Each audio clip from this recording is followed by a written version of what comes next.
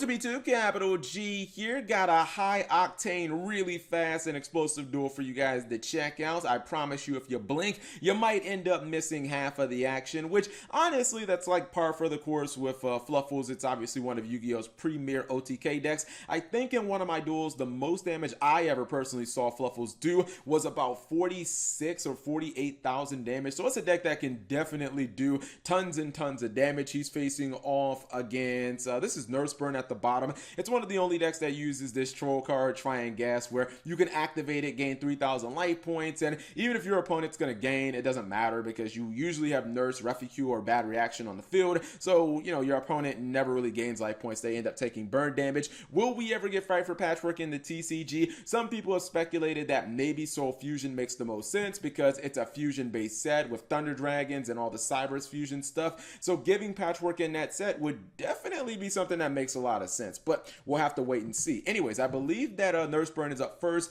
activates Pot of Neg 9 and draws another Pot of Neg 9. Oh man, that definitely hurts. That's why I don't run that card, man. Too many things can just go wrong with Pot of Desires. I love the draw, but I hate the banish effect, and that's kind of a meme, but you know, it actually happened in this duel. Right now, you're gonna see Fluffles with basically advantage generation out the wazoo, gets Fluffle Dog off a special summon of Toy Vendor, gets a search, and then gets Owl off the normal summon, gets a search of Polymerization. He's going to activate Fluffle Wings and Toy Vendor, which just gives him a bunch of cards and a bunch of draws, activates Patchwork, and just look how many cards that he has on the field or in his hand. This is actually ridiculous. This is why so many people want Fight for Patchwork in Yu-Gi-Oh! In the TCG, and he's going to go for a super high-risk play, which honestly, if you play Fluffles, it pretty much is a go big or go home type deck, and he's going to give up so many resources to go into this Fight for Tiger, and this is in the 5 back row. So honestly, he doesn't know what he's playing against. He doesn't know he's playing against Nurse Burn. All he knows is that his opponent activated a Pot of Desires and then passed turn, and he went straight into 5 back row. Now the thing is, he's going to actually target all 5 cards on the field as he used 5 materials, but this is really smart here, right?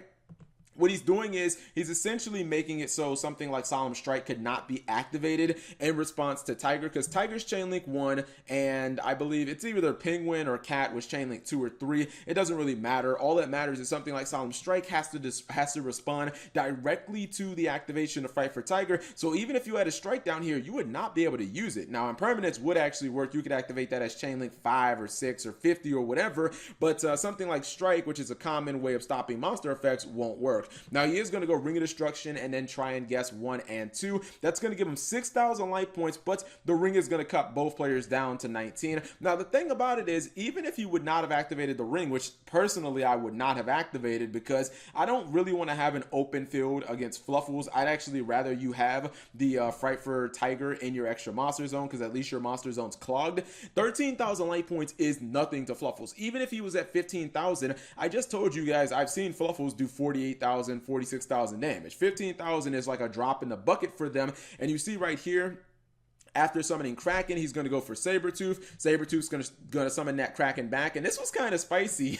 He's actually going to give these two monsters, which have a combined over 5,000 damage, he's going to give them up for a Lanphalinkus.